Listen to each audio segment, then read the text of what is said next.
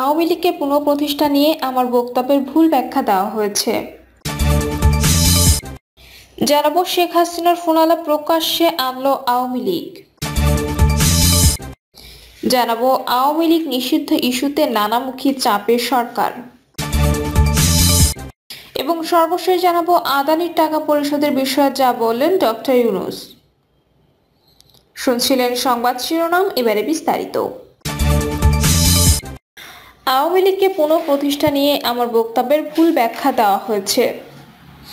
মহাসচিব মির্জা ফখরুল ইসলাম আলমকে জানিয়েছেন আওয়ামী লীগকে পুনঃপ্রতিষ্ঠা নিয়ে তার বক্তব্যের ভুল ব্যাখ্যা করা হয়েছে। দুপুরে ফেনীর ফুলগাজী শ্রীপুরে ইস্কান্দার মজুমদার বাড়ি প্রাঙ্গণে আয়োজিত অনুষ্ঠানে প্রধান অতিথির বক্তব্যে তিনি একথা বলেন। দীর্ঘ ১৩ বছর পর ফেনীর ফুলগাজীতে শ্রীপুরে বিএনপি চেয়ারপারসন খালেদা জিয়ার বাড়ি গেলেন দলের মহাসচিব মির্জা ফখরুল ইসলাম আলমগীর।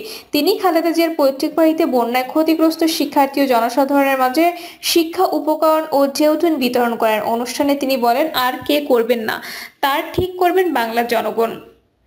আওয়ামী লীগকে পুনঃপ্রতিষ্ঠা করার বিষয়ে আমার বক্তব্যের ভুল ব্যাখ্যা দেওয়া হয়েছে। একটি রাজনৈতিক দলের নেতা হিসেবে আমি বা বিএনপির অন্য কোনো রাজনৈতিক দলকে নিষিদ্ধ করতে বলতে পারি না, তা নির্ধারণ করবে এদেশের জনগণ। তিনি বলেন, ফেনীর মেয়ে দেশনেত্রী বেগম খালেদা জিয়া গণতন্ত্রের জন্য কারো কাছে মাথা নত করেননি। তিনি এখনো মাথা উঁচু করে দাঁড়িয়ে আছেন। তিনি আওয়ামী লীগ সরকারের দেওয়া মিথ্যা মামলায় 6 বছর জেল খেটেছেন। তাকে একটি স্যাঁতসেঁতে ঘরে রেখে যেখানে ইঁদুর চলাচল করত, তাকে দেওয়া পুরনো খাবার খাইয়ে অসুস্থ হয়ে পড়েন। এ সময় তিনি আরো বলেন, 15 বছরের পুরনো জঞ্জাল সাফ করা এত সহজ নয়। তাই জনগণের সরকার প্রতিষ্ঠার জন্য অন্তর্বর্তীকালীন সরকারের প্রতি আহ্বান জানিয়েছেন মির্জা ফখরুল ইসলাম আলমগীর এবং তা দ্রুত বাস্তবায়ন করলে ভালো হয় বলে মন্তব্য করেন তিনি। শেখ হাসিনার ফোনালাপ প্রকাশ্যে আনলো আওয়ামী লীগ। ছাত্র জনতার অভ্যুত্থানে গত 5ই আগস্ট দেশ ছেড়ে পালিয়েছে শেখ হাসিনা। এর আগে প্রধানমন্ত্রী পদ থেকে পদত্যাগ করেন তিনি।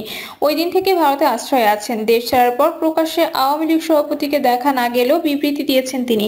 পরবর্তীতে তার কণ্ঠ সদৃশ একাধিক ফোনালাপ সামাজিক যোগাযোগ মাধ্যমে ভাইরাল হয়।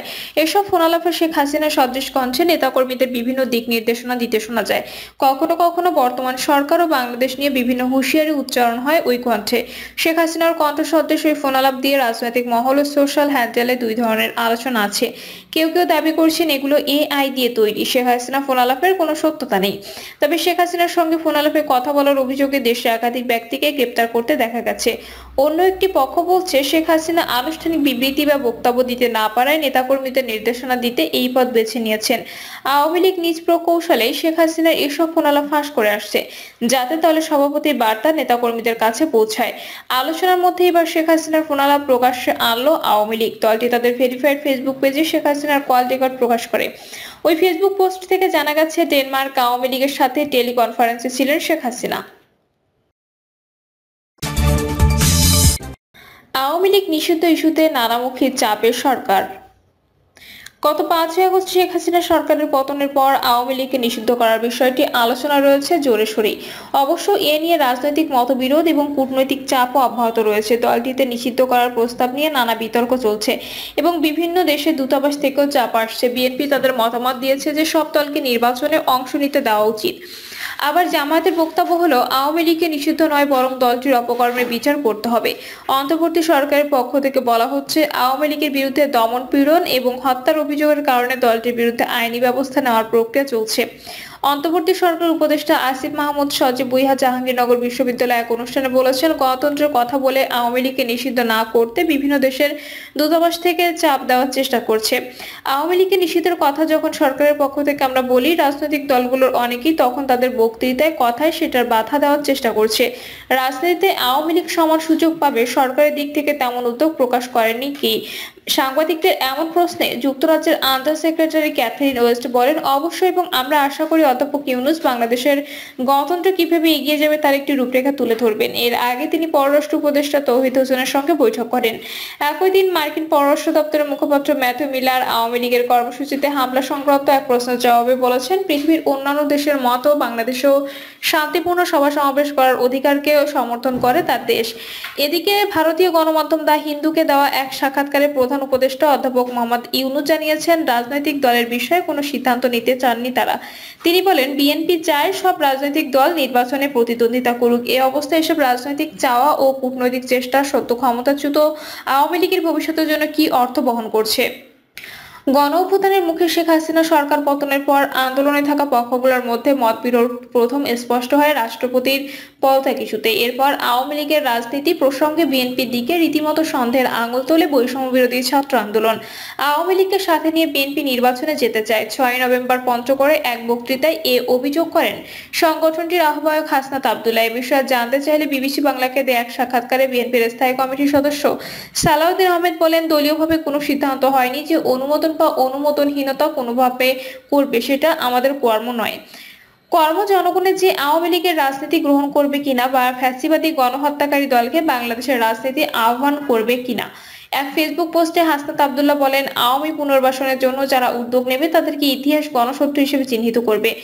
জুলাই অভ্যুত্থানের স্পিরিটকে যারা ধারণ করে তারা 24 পরবর্তী বাংলাদেশে আওয়ামী লীগের বিশ্বাস নিশ্চিত করার দাবি ছাড়া আওয়ামী লীগ নিয়ে রাজনৈতিক অঙ্গনে আর কোনো দ্বিতীয় বক্তব্য দিতে পারে না, যোগ করেন তিনি।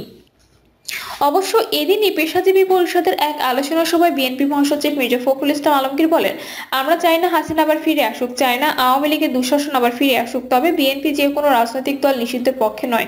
সে বিষয়ে মির্জা ফখরুল একাধিকবার কথা বলেছে। নভেম্বরের শুরুতে জাতীয় পার্টি এবং বৈষম্য বিরোধী কয়েকটি ছাত্র সংগঠনের মুখোমুখি অবস্থানের কারণে উদ্ভূত পরিস্থিতিতে তিনি বলেছিলেন, রাজনৈতিক দল নিষিদ্ধ করা আর আমরা কারা। 8ই আগস্ট অন্তর্বর্তী সরকার দায়িত্ব নেওয়ার পরপরই যুক্তরাষ্ট্র থেকে শুরু করে আন্তর্জাতিকভাবে প্রভাবশালী দেশগুলোর পক্ষ থেকে সমর্থন পায়। এই সরকারের সাথে সংস্কার সহ অন্যান্য ক্ষেত্রে কাজ করার ব্যাপারে নিজেদের অঙ্গীকার ব্যক্ত করেন পশ্চিমা দেশগুলো ঢাকায় নিযুক্ত প্রতিনিধিরা। কিন্তু গণতান্ত্রিক প্রক্রিয়া আছে এমন পশ্চিমা দেশগুলোর রাজনৈতিক দল নিষিদ্ধ প্রশ্নে সরকারের সাথে ভিন্ন মত পোষণ করছে দলের মনে হচ্ছে। সাবেক রাষ্ট্রদূত হুমায়ুন কবির বলেন, কারণ বন্ধু রাষ্ট্রগুলো শান্তিপূর্ণ বাংলাদেশ চায়। কাউকে এক্সক্লুড করতে গেলে সংঘাতের আশঙ্কা বাড়ে। সেজন্য বন্ধু রাষ্ট্রগুলো তাগিদ দিচ্ছে যাতে অন্তর্ভুক্তিমূলক ব্যবস্থায় রাজনৈতিক প্রতিদ্বন্দ্বিতাটাকে নেওয়া যায়। এটা আনপ্লেজেন্ট বাট নেসেসারি, যোগ করেন কবি। কূটনীতিকদের যে তৎপরতার কথা বলা হচ্ছে তা অস্বাভাবিক নয় বলে মনে করেন জাহাঙ্গীরনগর বিশ্ববিদ্যালয়ের আন্তর্জাতিক সম্পর্কের শিক্ষক অধ্যাপক শাহাব এনাম খান। আওয়ামী লীগের ব্যাপারে বৈষম্য বিরোধী ছাত্র আন্দোলন সহ বিভিন্ন রাজনৈতিক সংগঠনের তীব্র ক্ষোভের ব্যাপারটি তাহলে কিভাবে দেখা হচ্ছে? এমন প্রশ্নে অধ্যাপক খানের বিশ্লেষণ, আন্তর্জাতিক সম্প্রদায়ের গণতন্ত্র সম্পর্কে ধ্যান ধারণা না সাথে বাংলাদেশের অভ্যন্তরীণ রাজনীতির একটা ফারাক আছে। বিদেশিরা যেভাবে বাংলাদেশের দলগুলোকে দেখছে সেভাবে বাংলাদেশের জনগণ সবসময় দেখেছে বলে মনে হয় না, বলেন তিনি। আন্তর্জাতিক সম্পর্কের এই শিক্ষকের ধারণা, আগামীতে কূটনীতিকদের তরফে এমন তৎপরতা আরো বাড়তে পারে। রাজনৈতিক চাওয়া ও কূটনীতির চাপের প্রভাব কি? অন্তর্বর্তীকালীন সরকার দায়িত্ব গ্রহণের পর থেকে শেখ হাসিনা সহ আওয়ামী লীগের মন্ত্রী এমপিদের বিরুদ্ধে গণহত্যার অপরাধে বিচারের কথা বলে আসছে। শেখ হাসিনার বিরুদ্ধে তদন্ত রিপোর্ট দেওয়ার জন্য 1 মাসের সময় বেঁধে দিয়েছে আন্তর্জাতিক অপরাধ ট্রাইব্যুনাল। এদিকে মঙ্গলবার আইন উপদেষ্টা আসিফ নজরুল জানিয়েছে, আন্তর্জাতিক অপরাধ ট্রাইব্যুনাল আইনের কিছু সংশোধনী আনার জন্য উপদেষ্টা পরিষদে তোলা হবে।